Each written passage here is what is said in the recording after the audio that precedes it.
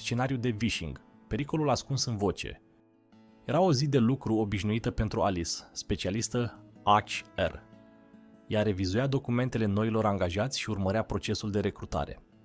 Chiar atunci, telefonul de pe birou a sunat. Ecranul afișa un apel primit de la cineva din Departamentul de Securitate a Informației. Fără să stea pe gânduri, Alice a ridicat receptorul. Apelantul a informat-o pe Alice că a fost detectată o tentativă de acces neobișnuită în sistemul ei. Tonul vocii era serios și autoritar. Alice nu a avut nicio îndoială. Apelantul a menționat că trebuie să verifice câteva detalii, precum numele de utilizator, adresa de e-mail și dacă are o sesiune activă în sistem. Pentru a ajuta, Alice a partajat cu voce tare toate informațiile solicitate. În realitate, aceste detalii au fost suficiente pentru ca atacatorul să obțină acces la sistem. Informațiile partajate au ajuns imediat în mâinile atacatorului. Cu accesul obținut, atacatorul s-a conectat la sistemul companiei. La scurt timp după, în sistem a fost detectată o sesiune de la un IP străin. Alarma de securitate a fost declanșată. Tipul și postem attack. Alice a început să primească notificări automate că unele documente au fost exportate din sistemul ei. Atunci și-a dat seama că ceva nu este în regulă.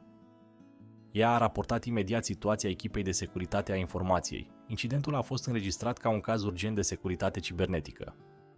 S-a descoperit că atacatorul accesase nu doar sistemul e-mail, ci și infrastructura de fișiere a companiei.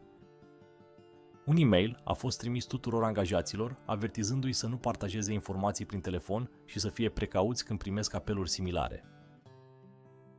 Când a primit un apel similar câteva zile mai târziu, Alice l-a respins imediat. Acum era mult mai precaută.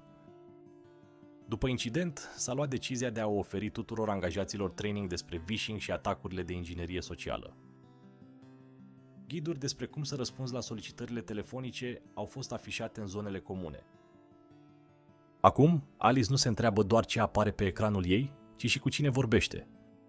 O mică notă pe biroul ei îi amintea în fiecare zi: securitatea începe cu conștientizarea. Solicitările vocale sunt mai ușor de manipulat în comparație cu e-mail-urile scrise. Evaluați întotdeauna fiecare apel cu atenție și nu partajați niciodată informații fără o verificare adecvată a identității. Trainingul de inginerie socială pentru angajați ar trebui să acopere nu doar atacurile digitale, ci și pe cele vocale și fizice. Nu partajați niciodată informații prin telefon fără a verifica identitatea apelantului. Acesta este cel mai fundamental reflex de securitate. După fiecare incident, notificarea promptă și trainingul sistematic vor consolida memoria corporativă.